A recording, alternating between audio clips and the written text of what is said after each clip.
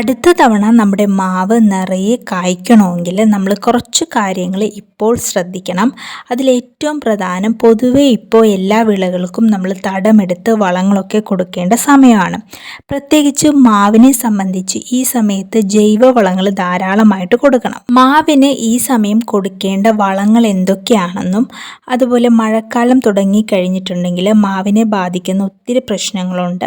അപ്പം അതിനുള്ള പരിഹാര മാർഗങ്ങളെ കുറിച്ചിട്ടൊക്കെയാണ് നമ്മുടെ ഇന്നത്തെ വീഡിയോയിലേക്ക് പോകുന്നതിന് മുന്നേ നമ്മുടെ ചാനൽ ആദ്യമായിട്ട് കാണുന്ന ആരെങ്കിലും ഉണ്ടെങ്കിൽ ചാനൽ ഒന്ന് സബ്സ്ക്രൈബ് ചെയ്യാനും അതോടൊപ്പം തൊട്ടടുത്തുള്ള ബെല്ലൈക്കൺ ഒന്ന് എനേബിൾ ആക്കാനും മറക്കരുത്. എല്ലാവർക്കും നമ്മുടെ പുതിയൊരു വീഡിയോയിലേക്ക് സ്വാഗതം. നമ്മുടെ മാവിന് ഈ ഒരു സമയത്ത് ചെയ്യേണ്ട പ്രധാന കാര്യം മാവിൻ്റെ ആരോഗ്യകരമായ വളർച്ചയ്ക്ക് ആവശ്യമായിട്ടുള്ള വളങ്ങൾ കൊടുക്കുക എന്നുള്ളതാണ്. നല്ലൊരു വളർച്ച നമ്മുടെ മാവിനുണ്ടായാൽ മാത്രമേ നമ്മുടെ മാവ് വളരെ പെട്ടെന്ന് പൂക്കുകയും കായ്ക്കുകയൊക്കെ ചെയ്യുള്ളൂ. അപ്പോൾ നമ്മൾ ഒത്തിരി വീഡിയോസിൽ പറഞ്ഞിട്ടുണ്ട്, നമ്മുടെ മാവിൻ്റെ വിളവെടുപ്പെല്ലാം കഴിഞ്ഞതിന് ശേഷം മാവ് നന്നായിട്ട് പ്രൂൺ ചെയ്ത് നിർത്തണമെന്ന്. പ്രൂണിങ് നമ്മൾ നിർബന്ധമായിട്ടും ചെയ്യേണ്ട കാര്യമാണ്.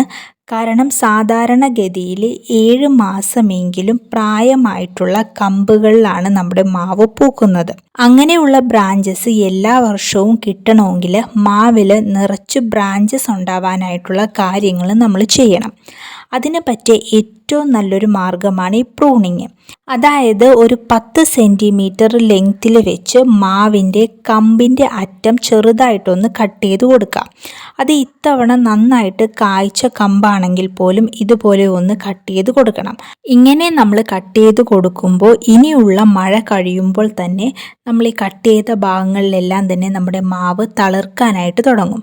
അങ്ങനെ തളിർത്ത കമ്പുകളിലെല്ലാം മാവ് പൂവിടുകയും ചെയ്യും. ഇങ്ങനെ പ്രൂൺ ചെയ്തതിന് ശേഷം നമ്മൾ മാവിന് ധാരാളം വളങ്ങൾ കൊടുക്കാം. നമുക്ക് എന്തോരം വളങ്ങൾ കൊടുക്കാൻ പറ്റുന്നുവോ അത്രയും വളങ്ങൾ കൊടുക്കണം. അതിപ്പോൾ ചാണകപ്പൊടി ആണെങ്കിലും ആട്ടിൻ കാഷ്ടമാണെങ്കിലും കോഴിക്കാഷ്ടമാണെങ്കിലും കമ്പോസ്റ്റ് ആണെങ്കിലും ഒക്കെ നമുക്ക് ചേർത്ത് കൊടുക്കാം. അതോടൊപ്പം തന്നെ നമുക്ക് പച്ചില വളങ്ങളും കൊടുക്കണം. ഇപ്പോൾ ഒട്ടും തന്നെ പൈസ മുടക്കില്ലാതെ നമുക്ക് കൊടുക്കാൻ പറ്റുന്ന ഒന്നാണ് ശീമക്കൊന്നയുടെ ഇല. അപ്പോൾ ശീമക്കൊന്നയുടെ ഇലയൊക്കെ കിട്ടുകയാണെങ്കിൽ അത് ധാരാളമായിട്ട് ചേർത്ത് കൊടുക്കുക. കാരണം അതിൽ ഒത്തിരി നൈട്രജൻ കണ്ടൻറ്റ് അടങ്ങിയിട്ടുണ്ട്. ഈ സമയത്ത് നൈട്രജൻ കൂടുതലായിട്ടുള്ള വളങ്ങൾ കൊടുക്കുന്നതാണ് ഏറ്റവും നല്ലത്. ജൈവവളങ്ങൾ കൂടാതെ രാസവളങ്ങളും നമുക്ക് ഈ ഒരു സമയം കൊടുക്കാവുന്നതാണ്. പെട്ടെന്ന് തന്നെ പുതിയ തളിർപ്പുകളൊക്കെ വരാനായിട്ട് നമുക്ക് യൂറിയ ചേർത്ത് കൊടുക്കാം. ഏകദേശം 1 കിലോ അളവിൽ വരെ പ്രായമായിട്ടുള്ളൊരു മാവാണെങ്കിൽ നമുക്ക് യൂറിയ ചേർത്ത് കൊടുക്കാവുന്നതാണ്. അതുപോലെ ഫോസ്ഫറസിന് വേണ്ടിയിട്ട് രാജ് ഫോക്സും ചേർത്ത് കൊടുക്കാം. പിന്നെ പ്രായമായിട്ടൊക്കെ ഉള്ളൊരു മാവൊക്കെ ആണെങ്കിൽ ഏകദേശം 10 കിലോ അളവിൽ വരെ നമുക്ക് ചാരം ചേർത്ത് കൊടുക്കാവുന്നതാണ്.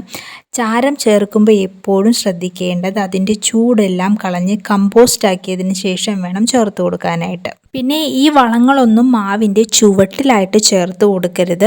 ചുവട്ടിൽ നിന്നും 1.5 മീറ്റർ മാറ്റി ഒരു തടമെടുത്തതിന് ശേഷം വേണം ചേർത്ത് കൊടുക്കാനായിട്ട്. കാരണം നമ്മുടെ മാവിൻ്റെ ആക്റ്റീവായിട്ടുള്ള വേരുകളെല്ലാം ആ ഒരു ഭാഗത്തായിരിക്കും ഉണ്ടാവുക. അപ്പം അങ്ങനെയുള്ള ഭാഗങ്ങളിൽ നമ്മൾ വളങ്ങൾ കൊടുക്കുമ്പോൾ വളരെ പെട്ടെന്ന് തന്നെ മാവിനത് വലിച്ചെടുക്കാനായിട്ട് കഴിയും. പിന്നെ നമ്മൾ മാവിൻ്റെ കമ്പുകളെല്ലാം പ്രൂൺ ചെയ്യുന്ന സമയത്ത് കൊമ്പുണക്കം ബാധിച്ചിരിക്കുന്ന കമ്പുകളൊക്കെ കട്ട് ചെയ്ത് കളയണം.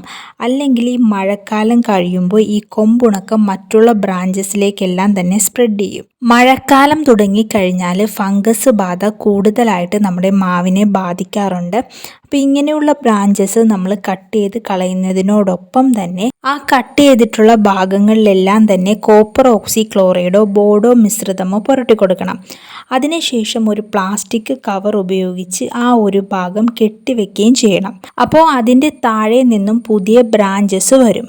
പിന്നെ നമ്മുടെ മാവിൽ മഴയില്ലാത്ത സമയത്ത് സുഡോമോണക്സ് സ്പ്രേ ചെയ്ത് കൊടുക്കാം. ഇത്തിക്കണ്ണി മാവിൽ പടർന്നു കഴിഞ്ഞാൽ മാവിൻ്റെ വളർച്ചയെ അത് മോശമായിട്ടുള്ള രീതിയിൽ ബാധിക്കും.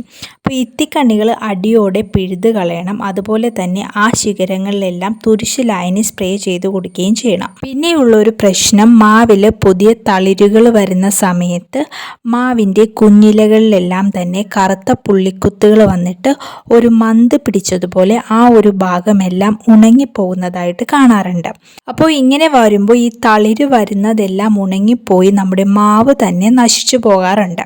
അപ്പോൾ അതിനൊരു മുൻകരുതൽ എന്ന നിലയ്ക്ക് ഇതിലേക്ക് നമുക്കൊരു കീടനാശിനി സ്പ്രേ ചെയ്ത് കൊടുക്കാം.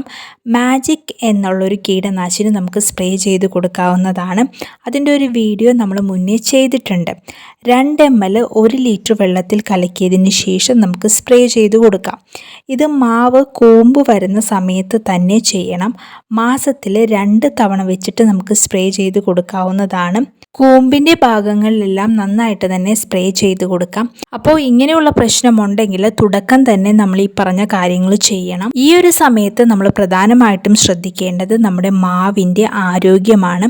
അപ്പോൾ അതിന് നമ്മുടെ മാവിൻ്റെ നല്ല വളർച്ചയ്ക്കായിട്ട് വേണ്ടിയിട്ടുള്ള വളങ്ങൾ നമ്മൾ കൊടുക്കുകയും കീടരോഗബാധയെ നിയന്ത്രിച്ച് നിർത്തുകയും ചെയ്യണം. അതിനുശേഷം ഒരു ഒക്ടോബറൊക്കെ ആകുമ്പോഴാണ് ഉൽപ്പാദനം കൂട്ടാനായിട്ടുള്ള വളപ്രയോഗം നമ്മൾ നടത്തേണ്ടത്. ഇന്നത്തെ വീഡിയോ നിങ്ങൾക്ക് എല്ലാവർക്കും ഉപകാരപ്രദമായെങ്കിൽ നമ്മുടെ ചാനൽ ഒന്ന് സബ്സ്ക്രൈബ് ചെയ്യാനും അതോടൊപ്പം ലൈക്ക് ചെയ്യാനും ഷെയർ ചെയ്യാനും മറക്കല്ലേ.